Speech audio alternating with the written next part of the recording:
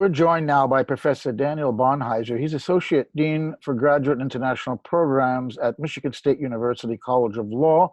He's joining us from East Lansing, Michigan. Daniel, thank you for being on CN Live. Thank you very much for having me. We're trying to tackle an enormous topic on today's program.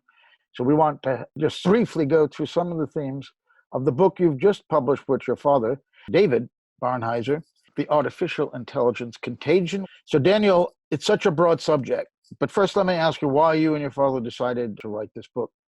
We started looking at the nature of what's called the Fourth Industrial Revolution. As automation has entered in waves, we saw the first industrial revolution, the introduction of steam technology, then electricity and automation in factories, and then computers in the 60s, 70s, and 80s. And now we're in a point where we're seeing automation that is of an entirely different magnitude than any of these prior industrial revolutions. And as a consequence, David and I were sitting around and asking, what's left for our kids? If artificial intelligence is capable of replacing what we think of as our identities in our work, if it is capable of replacing many of the human interactions and human activities that we ordinarily use to define our worth, define the value of others, that we use as the basis of our economy, what happens to our kids? And I've got two girls. They are about college age, getting ready to look at what do we do with the rest of our lives? What do we go to college for? And really a lot of this is looking at, how do I tell my kids what's coming down the road for you? What are you going to do for the next 50 years of your life?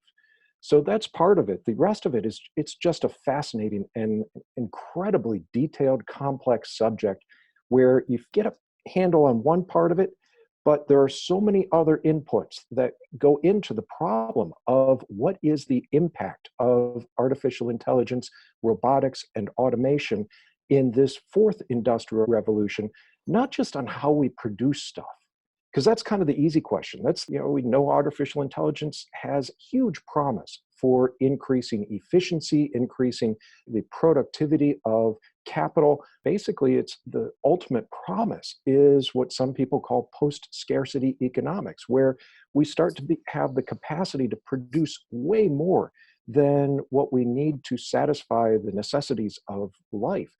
But what's the cost of doing that? And how do we organize our economy, our society, our politics around this new order?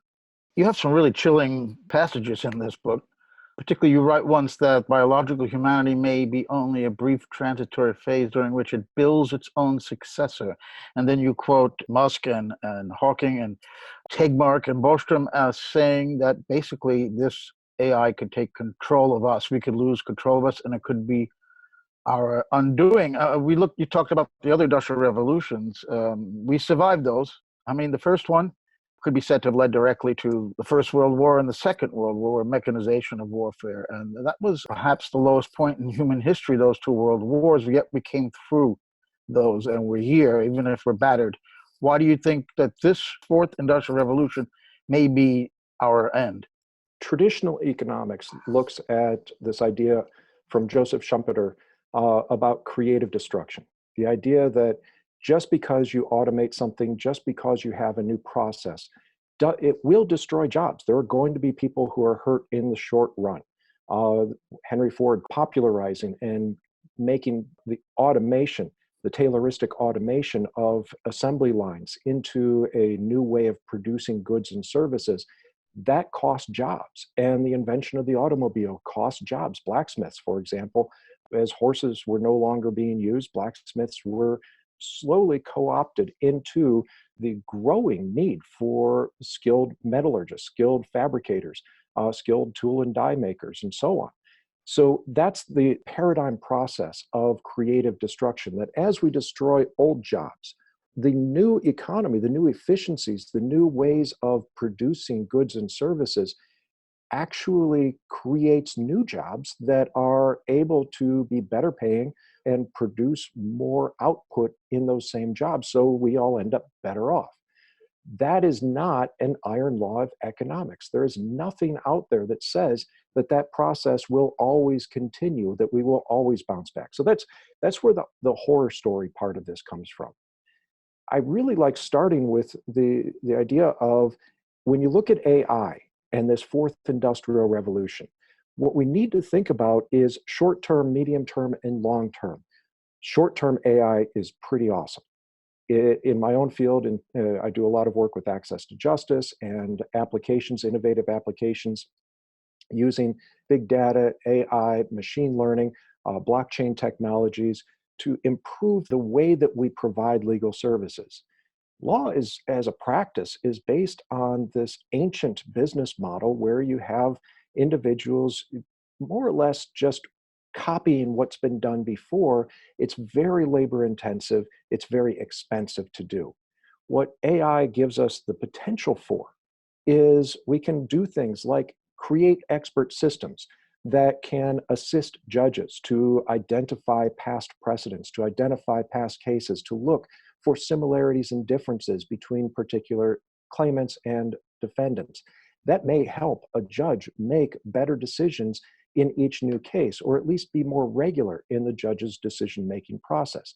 That's fantastic in the early stages of AI. The later stages, though, we have to look at the question of, will we actually automate so much that over time we will create a split between the haves, the people who have the skills, the access, the capital to engage with AI, to engage with automation, to get the benefits of this growth in productivity and efficiency. And then there will be another class who just can't retool.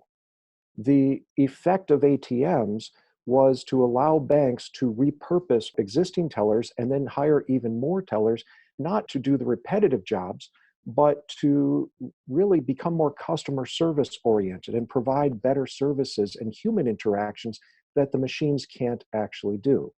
The problem is, at a certain point, you run out of the space for those new jobs. AI makes us more efficient. One person can do the work of many people who were previously required to do these rote, almost mechanical types of jobs. And again, there's no law of economics that says that we will always have the ability to produce more jobs that can actually use existing human capital. One of the things you also tackle in your book is populism, the growth of populism, and the way that you basically ask in one of your subtitles, have the globalists lost touch? Are we headed for a new world order, and that type of thing? Can you explain whether you think that the current growth of populism is directly related to this type of scenario where people are currently losing jobs? Or do you think it's something that's sort of separate that could just escalate and get much, much worse as AI and robotics improves?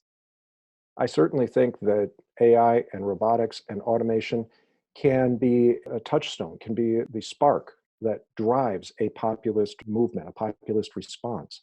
People get scared. And we actually, in the medium long-term question, we actually start wondering, what happens when you have a population where, by some estimates, 50% of jobs, or close to 50% of all current jobs, will just disappear, and they will not be replaced? Or if, to the extent they are replaced, they're replaced by low-quality jobs. What happens when you have a population that is, even if we supply all of the necessaries of life, what if you have a population that is not connected to work, is not connected to productivity, is not connected to the social interactions that cause us to actually have the social glue, the purpose to work together as a common enterprise? The potential for AI to reduce, or even in some cases eliminate, that social interaction that we achieve through work, that we achieve through going out and just hanging out with friends for some common activity.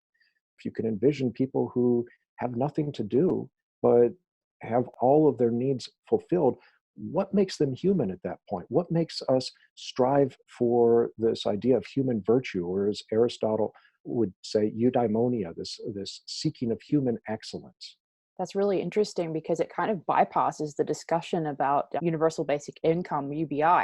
I mean, in that type of discussion, you're not saying, well, can we help fix this by giving everyone an income that replaces their jobs? You're basically saying, well, even if you do that, this is going to lead potentially to this kind of inevitable breakdown. That's really chilling. It's frightening. I hope it's not true. And UBI, you mentioned UBI, universal basic income. So like many theories, UBI sounds beautiful. It sounds so good. All we'll do is and from a libertarian perspective, libertarians really like this idea of a neutral distribution of a fund to each and every citizen that allows them to make the choices that actualize themselves as human beings, plus achieve their basic necessities of living. It sounds great, but number one, we don't know what's going to happen. Number two, we do, in some ways, we can draw parallels to the current experiments over the last several years in UBI. And at best, the results of those experiments, and they are small scale experiments, but the results of the experiments are either negative or they're not really distinguishable from a welfare system. And so it's not clear from actual practice that universal basic income will help us out of this mess at all. I think what it comes down to is that there really is something important to human beings that in the process of striving for something, we may all hate our jobs. I love my job, but many people don't want to come to work. But at the same time, work still gives us something to not just to do, but a problem to solve, a difficulty to make it through. And I think that process of overcoming challenges and working through them and achieving something really delivers something that is necessary, a necessary ingredient of the human condition. Well, and the other problem with UBI, and I don't mean to bring that topic up as if it's just like a band-aid that will fix this issue. And I think there are lots of inherent problems we could discuss about UBI. One of them being that with somebody like Jeff Bezos, who owns Amazon, and Amazon being one of the biggest companies, not only on the planet, but also one of the groundbreakers in this field of AI and robotics and replacing tellers at Amazon stores with AI systems and that type of thing. It doesn't seem logical to me, given Jeff Bezos and those types of plutocrats' attitude to their workers and the way that they treat their workers, that type of person or that type of company would be willing to really hand over their profits in a UBI system. I don't mean to get into the weeds and go down that rabbit hole too much, but I just wanted to comment that there, even before we discuss UBI, it has a lot of inherent problems in it that we could pick apart, essentially. Joe? Amongst the many troubling things I read in your book is this introduction of microchips under the skin of workers in Sweden and the UK. Now, I cannot imagine, unless that's part of the decline of the of trade unions, that workers would, even for a moment, contemplate having this done to them. How are they getting away with this, the bosses? I'm speculating on this. What goes into this idea? Number one, the bosses say, do it or you're fired. We see this in the United States. There are employers now that will say, no smoking allowed in our workplace at all, no smoking at home, so tobacco use is completely banned, and they blood test you. If you have nicotine in your blood, you're fired. That type of intrusion into an individual's life is, I think, a symptom of treating the employees or seeing employees as fungible units of labor and not also as human beings. And this is not every employer, but in order to come to the conclusion that, hey, I think it's a great idea to microchip my employees like I would microchip my dog so that I can more easily identify my employees so I don't have to incur larger costs for security, because security is a huge issue. If the employee has the chip implanted in their hand, then it's harder, it's not impossible, but it's harder to break into a secured facility, for example, than if the employee simply carried the entry card or the magnetic card around in their wallet that they would wave. You can steal the card. Stealing a hand has costs, and stealing a microchip out of a hand has costs at the same time, and fewer people are likely to want to incur those costs. But it's so dehumanizing for an employer to say that the relationship between me as employer and you as employee is so significant that I get to invade your body as a condition of your employment. That is such an affront to personal autonomy and human dignity. That only just scratches the surface of the issue here because, as you point out, technology is neutral. It's the way it's used. And throughout human history, greed and violence and sadism, really, in some ways, against people by those in power who allow this power to go so far to their heads to become megalomaniacs to try to put a chip in their employee's body. But it goes further than that, of course. And even before we get to the point where AI may be a 10,000 times higher IQ than humans are, and that we could lose control of that.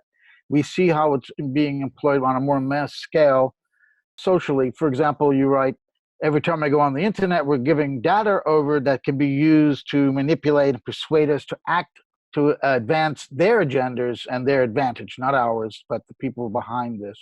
So that brings us to this big question of how is AI being used to manipulate populations right now? Oh my goodness. Yeah, various ways. That's such a huge question.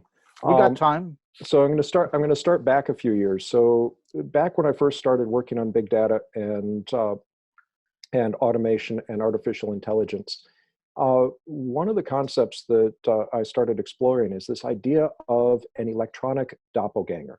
So in German mythology and folklore, the doppelganger is your exact double. And it's the folklore version is just a double that if you see your doppelganger, then it's a prediction you're going to die. It's not really what's going to happen with the electronic doppelganger. But what's happening is every time you go online, then you are creating a picture of yourself for all of the data collectors and Google, Facebook, social media, Amazon, everyone who wants a piece of you, everyone who, when you go online, you sign a contract, you give away your rights to the data that you create. Some of those contracts even go further. So Facebook and the online dating website OkCupid several years ago, it was discovered that OkCupid was engaged in experimentation on its customers, or alleged that it was, using this data that they were generating to then try to change or explore whether if they put people that were not predicted as romantic matches, then would that actually change your preferences over time? So it's a question of, did you agree to allow them to use your personal data in that way? Facebook allegedly was using its terms of service to justify experimenting with what would happen if they shifted aspects of your newsfeed or who appeared on your newsfeed. And so the algorithms that are being used that can both gather your data and then also experiment with how you respond to that data, they can create a better picture of you than you know yourself. They can spot your preferences. You go onto a website. Many websites track how long you're actually looking at a particular page or product and what other products you go to and where on the page you spend the most time. That's data that you are not registering consciously, but it's data that's being picked up by the data collectors. So by creating this electronic doppelganger, they can actually test with that doppelganger, hey, what is Dan Barnheizer going to buy if I flash this ad? How is Dan Barnheizer going to react if I put this post on his social media news feed or this tweet on his Twitter feed? What's it going to do for him? And so what big data allows us to do is more or less silo people within their preferences. We end up reinforcing those preferences over time because as I react to political news on the internet, as I search for, right now, all of my ads on my sidebars are dealing with deck building materials because I'm building a deck. And so I have lumber companies trying to sell me hammers and new tools and cool stuff like that. But we end up siloing ourselves politically, we silo ourselves culturally, we silo ourselves in terms of our interest, our political, our economic, and our cultural interests, so that we actually end up not talking to people outside of ourselves. We reinforce our own preferences. If you look at a map of the connections between Twitter users and the people that each individual Twitter user follows, the ones they read, the ones they respond to. And what you really see is a really clear political divide where people on the right follow people on the right, listen to people on the right, they interact with people on the right. People on the left are siloed in their own silos, and they're not interacting. We're not exposed to the viewpoints of people who think differently from us. And so I think that algorithm actually reduces our ability to really engage in meaningful discourse. We've cut ourselves off from any viewpoint that doesn't make us feel warm and fuzzy. So, I mean, throughout human history, there's been a divide between people with power and money and the rest of us. But they've never had these kinds of tools before. But the mindset is the same as as any ruler in history. They want to maintain their power and expand it if possible. I mean, where, again, this very broad question, where is society headed if this same social dynamic that we've seen is now being provided with such enormously damaging, dangerous tools, as you're describing? I think it's terrifying. When I was growing up, so I grew up during the Cold War, left and right, lots of disagreements. People hated Reagan, people hated Carter, people hated Bush, but it was not, and I think both of you can see this also, it was not this absolute hate, the demonization of the other. It's not even demonization, it's dehumanization, where if you disagree with me, there is something seriously wrong with you as a person. And therefore, I'm counting you as the other, I'm pushing you away. We're separating ourselves. And again, it's the algorithms.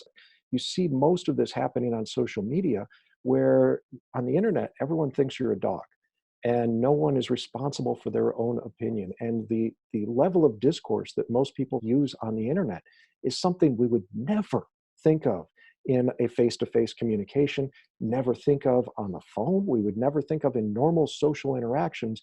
But because it's the computer, because it's the interface is semi-anonymous and distantly separated, and because we have these sort of support networks where if you actually try to engage with someone from the other side and they get upset, well, then they will forward your comment to their support network, and all of a sudden the type of shouting match that we would not see in real life, except recently, and just in the last 5, 8, 10 years, we've seen more of that type of behavior spilling out into the real world, where people start thinking that the nastiness that is available on the internet is also perfectly acceptable in the real world.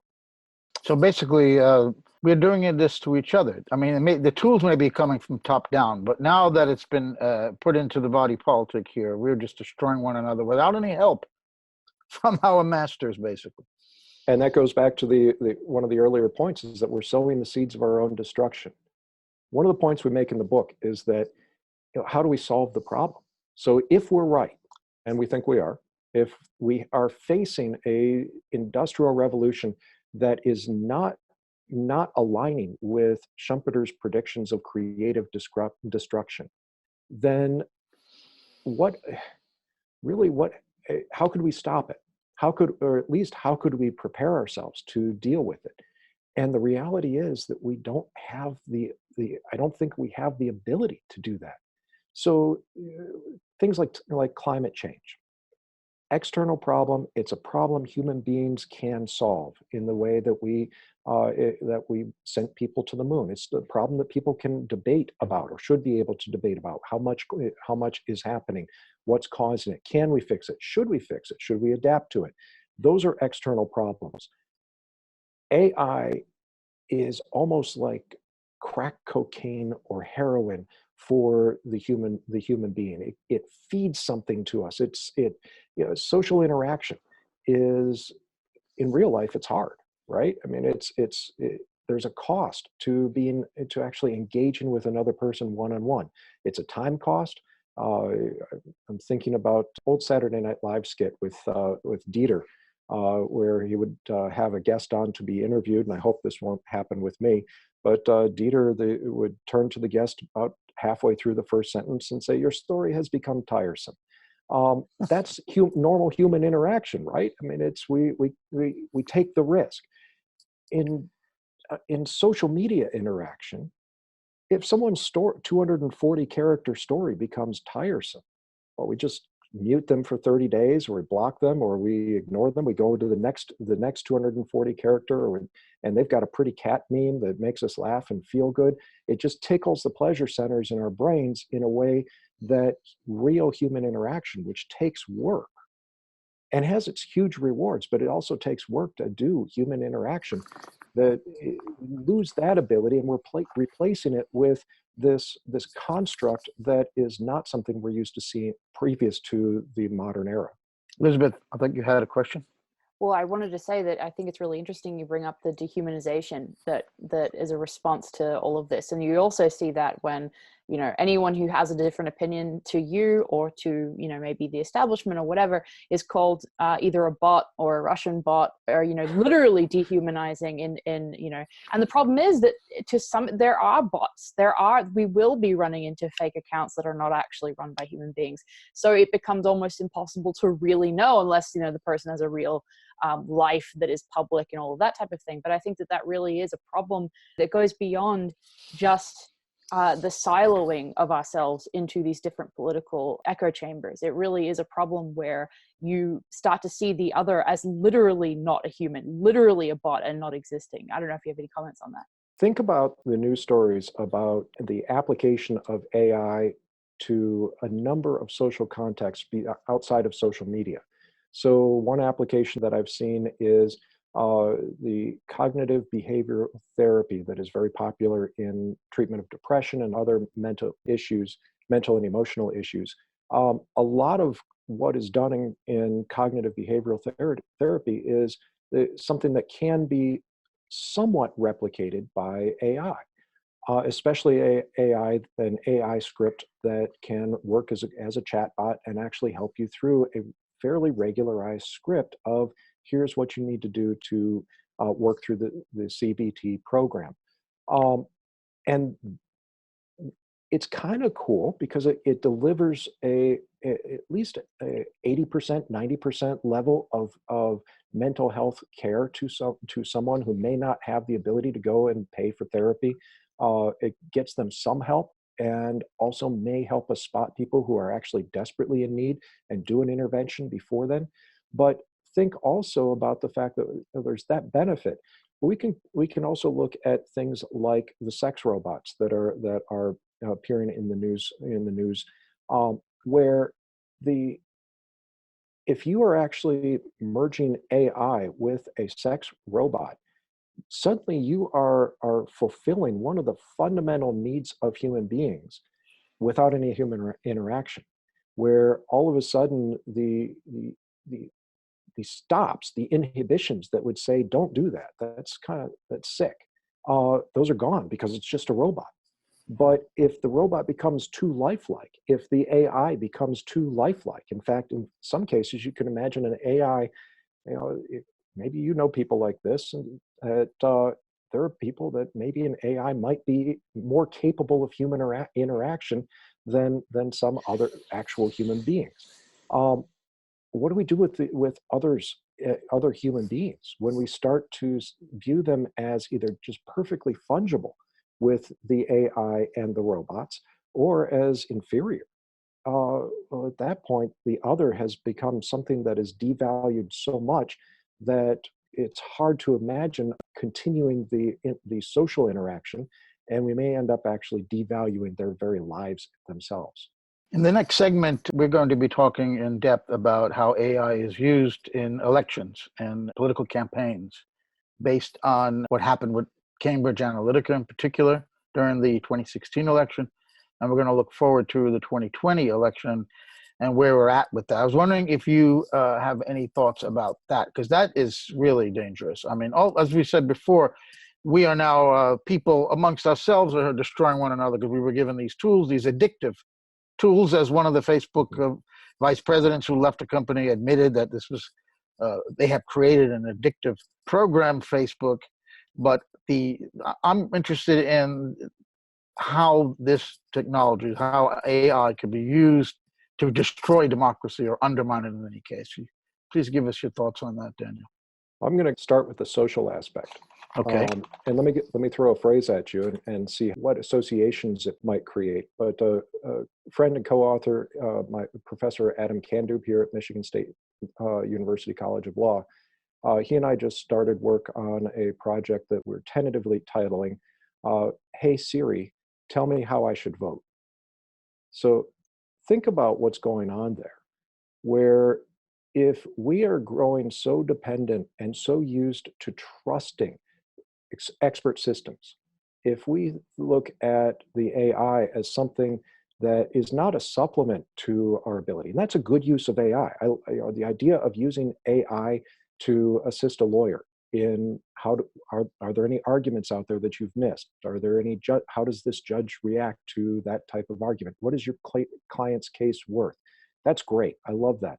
But if it starts to completely replace human judgment, because more often than not, over time, we expect that AI expert systems will develop better information. Big data will develop better advice. In many circumstances, what happens when we start trusting it more than we actually should?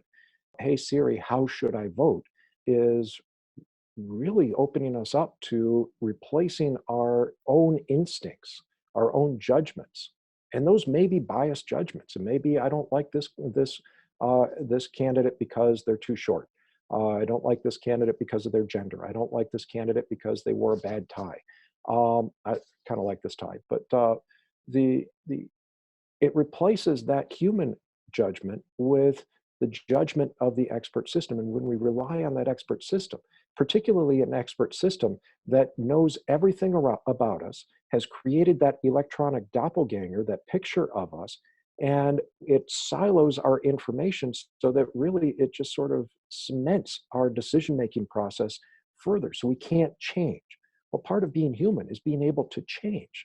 The process of democracy, rational discourse, and the rule of law requires the application of reason, and it requires acknowledging the possibility that you might be wrong and that the other side is right, and therefore you need to change. If AI starts to get to the point where we depend on it for that level of decision making, because we've siloed ourselves so much, then we end up freezing ourselves like that. That's the soft case for AI and elections, that it can actually cause this separation that we've talked about before. The hard case comes in when we ask who controls the AI, who is putting their own thumb on the scale in terms of political bias to shove certain news stories our way, to choose in the search results what 5 news stories show up in the search results when we search for Donald Trump scandal or Hillary Clinton scandal. And so it may actually be using AI to adjust the algorithms that feed us the information we rely on to make the political decisions. So what was the answer that Siri gave you when you asked her who you should vote for? The libertarians haven't really decided on a candidate yet, so I'm waiting. Well, I was joking, but I'm actually quite serious, because I'm gonna, when I get off this interview, I'm gonna try that. I don't use Siri at all. I can't stand it. It's just creepy for me. But I will ask Siri, and if they indeed know all this about me, and they would if they looked at my Facebook page or read Consortium news. I mean, I'm all over the place. People know my politics are. So I want to see what kind of answer she's going to give me. And she should say, that's up to you. That's none of my business. But can you envision a time when maybe it's not Siri, maybe it's not Alexa, but can you envision a time when your personal AI assistant is there with you all the time? You are used to asking it, what should I have for lunch? Where should I go for dinner? What show should I see? What's a good movie? Who should I vote for? That's what I'm kind of scared about. That's when we talk again about short term, we're not really there yet. I mean, you could obviously program some system to say, pick the candidate that you want. But in the medium and long term, when we actually see the effects, the social effects of using AI on our decision-making process, that I could see us replacing our political decisions with the expert decisions from an AI that we come to trust, whether that's deserved or not. Well, this is really exploitation of loneliness, isn't it? If I don't have a friend to say, what am I going to have for lunch? I'll ask Siri. But the AI itself creates loneliness, because we're shuttled into our homes looking at our computers and not getting out there and and interacting with human beings. So they create the problem that they then feed. Isn't that right? And then they exploit this loneliness. And here I'm just speculating, but I've run into, I have two teenagers, and I've run into an astounding number of teenagers of the 15 to 18-year-old range who have no interest in driving. When I was 16, I wanted my driver's license on my 16th birthday because I wanted to get out of the house, take my dad's car, and go and drive and see my friends and hang out with them. But that need, I'm speculating here, but I think I'm probably pretty close to right. They don't need that physical presence for interaction. Again, when I was growing up, long distance phone calls were a thing. You had to pay extra money, and as opposed to this ability to get on social media and have a much more fulfilling in terms of, hey, let me share a joke, let me share a meme that someone else has built, let me share a news story. You can have social interaction without actually having to go through the trouble of driving to where that social interaction is. Well, I don't know about what young people think, but I'm online all day long. I am writing emails back and forth. I'm on social media. I'm doing video chats. But if I'm 3 days in my house, I still feel cabin fever. I don't feel like I've had any human interactions. Do they? Do they feel like they have them? Well, what do you think? I'm 49, so I don't. Maybe they didn't know anything else. They're growing up not knowing anything else. Getting into the mind of a teenager right now is, I kind of see what my dad and mom went through when I was that age. It's an entirely alien world, but there is a difference. I see them; they're much more comfortable with just the social interaction, intermediated through social media, intermediated through internet communications than through anything else. I grew up on the cusp of this. So when I grew up, we still had phones that were on the wall with a cord, and we still had, but then as I was going through high school in that process, we started to get, cell phones that weren't bricks and they were black and white. But so I was not immersed in this current situation when I was growing up. But what I see and what I think is concerning as well, in addition to what you've both just said, is that, for anyone, puberty, adolescence is difficult. So if you have the option to not have those difficult social interactions, if you can stay and you don't actually have to go through that learning process, and then because of that comfort that you've just described, that comfort level with not having those interactions, I think that that's really scary. And I think it creates a whole situation that we've, as a human race, never seen before. And I think that one other concerning thing in relation to that, and I don't know if you have a comment on this too, is that there's a very high rate of depression, especially among young girls. Since the rise of the internet age and social media, there's been a lot more mental illness amongst tween and young adolescent girls and that kind of thing. Do you think that's kind of like a precursor to this kind of social disaster that we're basically talking about? I think it's very possible. I'd have to look at the data on that, because it may also be we're actually much more sensitive to the fact that the stigma is diminishing, and that's a great thing, that people with emotional problems, that they actually can feel more safe. So there's still some stigma, but there are tools out there that allow people to feel more safe reaching out. Great point. Yeah, absolutely. So it may be seeing more of it because it was always there. But I could see, so what Joe was talking about in terms of cabin fever, for if I'm stuck at home, sitting still without much physical activity, I'm writing, I'm typing, I'm in the zone, but I'm not doing the things that are necessary to keep me going at 100%. I'm not being emotionally balanced if I'm just locked in my office writing a book or an article. Where I can recognize the depression, the cabin fever that comes in, it may be that because the digital natives have grown up in this, they just think it's normal.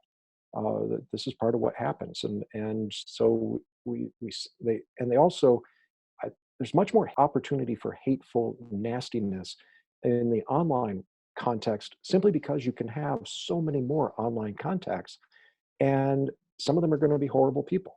And so as a consequence, that combined with the loss of inhibitions on social media, it may expose people to more awfulness that causes them to experience the depression and other emotional issues.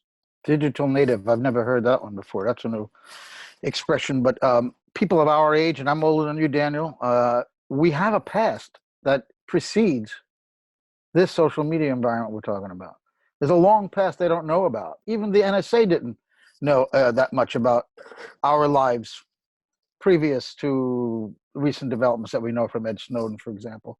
I mean, it was harder to tap into people's phones when there was no computers, that we had no internet, for example. So they don't know that much about me previously. But these kids growing up, as you call them, digital natives, they know everything now. I mean, this is we have still one foot in the old world, basically, with the pre-internet world, where these kids don't have that, and that is unbelievably chilling, because they're going to become adults soon, and they will become our rulers as well, and our leaders and our bosses.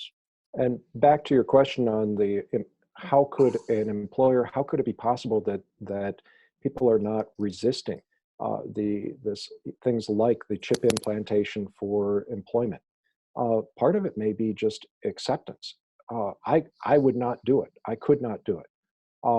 But as you just said, I grew up in a different era, and my view of personal autonomy and the absoluteness of personal autonomy is much different than what it would be for someone who has grown up in a different culture. I see this sometimes. I teach seminars on comparative law and the rule of law in a number of countries around the world. And some of my students are from regimes that I would consider extraordinarily repressive. And they still think of themselves as being part of a rule of law regime. It's just really, what's your expectation? What's your context? And we may see the same thing here is in the digital field as well. That reminds me of something Julian Assange said, talking about this exact phenomenon that we just mentioned with digital natives, so to speak, growing up and thinking that this is normal and not really, rebelling against it.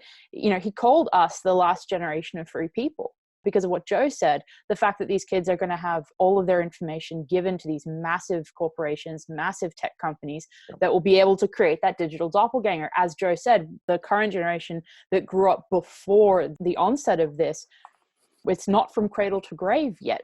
As Joe said, there's that past life where that wasn't an online digital footprint, whereas the kids growing up now don't have that at all. I think that's part of the reason my kids don't get social media. And part of it is they don't have the interest in it.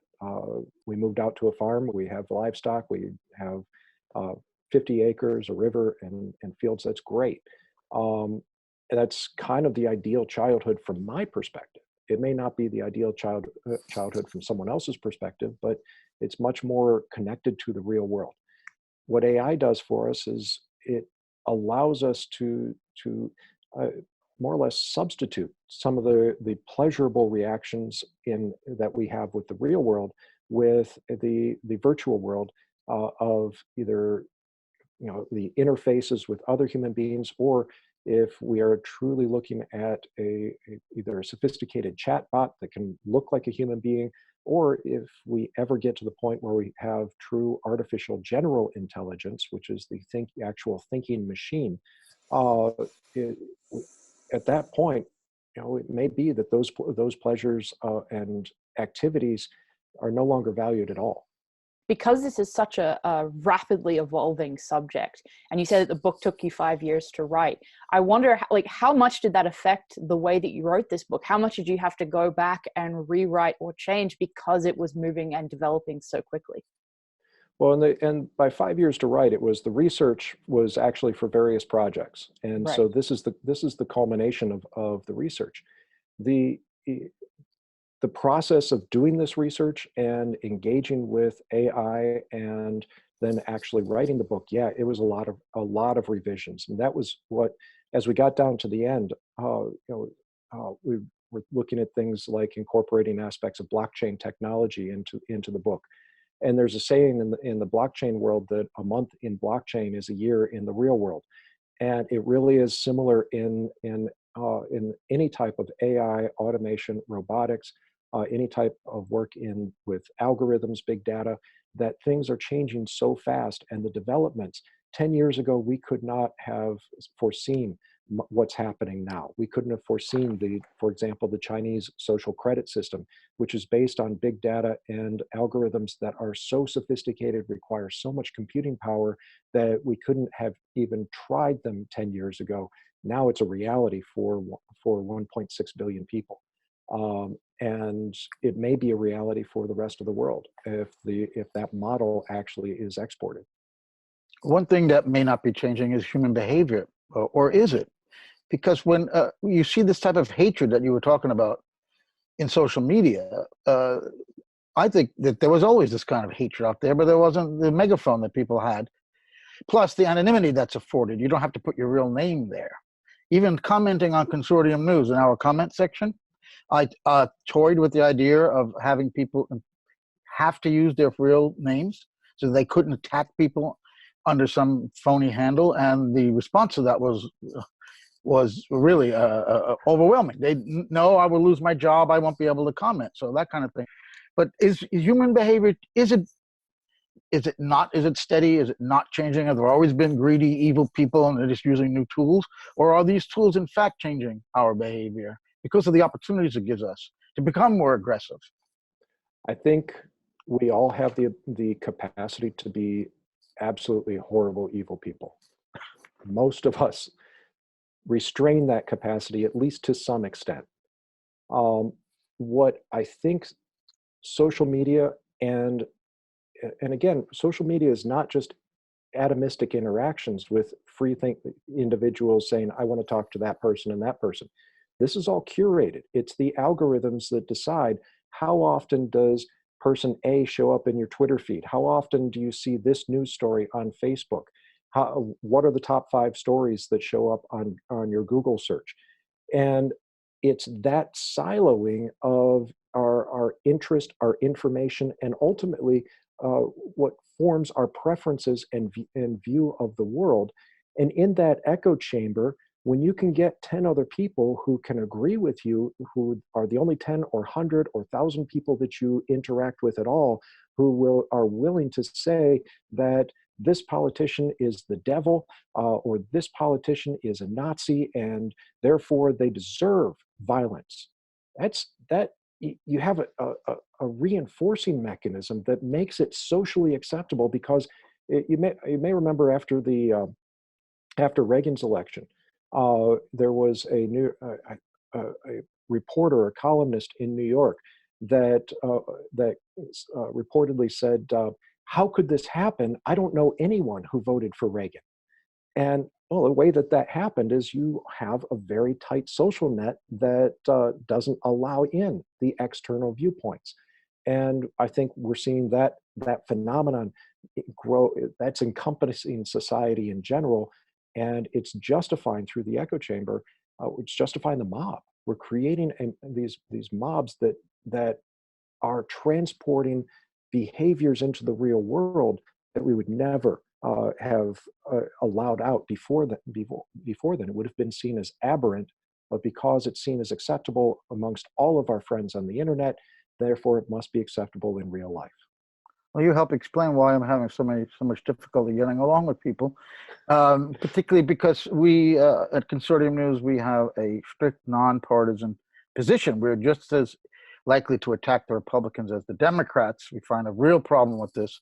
But when you talk to most people, they are locked in more than I've ever seen in this partisanship. That is, you cannot communicate with them. They have no idea basically what we're talking about. Lots of people do not get what our website is about and the writers that we have.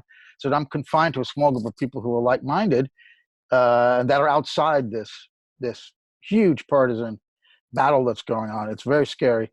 I wanted to end by just asking as we segue into our next segment about elections, everything we've been talking about, the profile that's created by these big companies, this data that is so valuable and that company like Facebook makes so much on, they don't advertise hardly at all. It's all selling our data to be used in an election when you've got young people now who their entire lives are being mapped. It makes it much easier to target these people with political messages, isn't that right? To get the results that a political party wants by hiring a big company like Cambridge Analytica was, for example. Absolutely. It really comes down to we don't even need to get into the fake news phenomenon on social media to see the potential danger that if the only types of stories that you are fed is that one side is evil and the other side is good. This is actually the problem I have with the reports on Barack Obama. It's not the negative press treatment that they're receiving. It's the level is so different that you really start to wonder, are we applying the same standards to both parties? You know, for me, I look at this from a third party outside observer perspective, and I'm worried because the concentration and siloing of news sources and political opinion and political facts mean that some people on one political side are not receiving the facts that would be necessary to make an informed political judgment. And likewise on the other, it's really what I would like to see is for whoever the next president is, I'd like to see the same level of negative reporting, because at least then you get that they're trying to dig up dirt. They're trying to dig up the information that allows us to have an informed discussion regarding whether this is good or whether this is bad. But it's really about the rational discussion that's important, not who's in power. I want to know enough to make a good decision. Well, it's impacting the creation of journalism itself, because journalists are no longer listening to the other side, and that is the essence of reporting, was to give both sides or multiple sides of a story. Now they were getting reports from Fox and from MSNBC that completely ignore that there is another side of the story. And that is a function you're talking about also within social media, where people are not able to even get an inkling of what the other side is saying. I think this is a divide that I don't see how it can be bridged without the whole destruction of this social media apparatus and a recreation of journalism. And I'm not very optimistic. Are you, Daniel? I'm not. It's there was just recently a story from the Harvard Crimson, which is the student newspaper at Harvard University, where they were, I believe they were covering a immigration protest, and they talked to the anti-immigration protesters that were protesting ICE, and then they sought a comment from ICE because ICE was mentioned in the story, and the anti-immigration protesters were demanding, they were vilifying the Harvard Crimson for actually approaching ICE. But that's basic journalism. Yeah. If you have a story that mentions one party, you have to try and get a comment from that party in order to have the whole story. We're now in a position where it's totally acceptable for a growing portion on the left and on the right to say that, no, you shouldn't talk to the other side at all. And that deprives us of democracy, that deprives us of information, that prevents us from being rational actors, that lets us be controlled by someone else's agenda who has already grabbed our attention. I think the Harvard Crimson is doing a better job than, let's say, the New Yorker or the New York Times, where they are, the way they're covering this Biden story, for example, they just don't mention whole rafts of evidence that have to be considered. There's no evidence that Biden was corrupt. They just tell you that flat out, and that's it. Where if you go to the other side, if you just go on the internet, you could find evidence that has to be dealt with. So maybe the journalists at the Harvard Crimson are going to be the future, going to save us. Daniel Barnheizer joined us from East Lansing, Michigan at Michigan State University, and we were very happy that you joined us to talk about a subject that we were just getting warmed up. We can go on another couple hours, but we do have to end it here. Well, Joe, thank you very much for having me. Elizabeth, it was fantastic talking to both of you. And thank you again. We really appreciate this.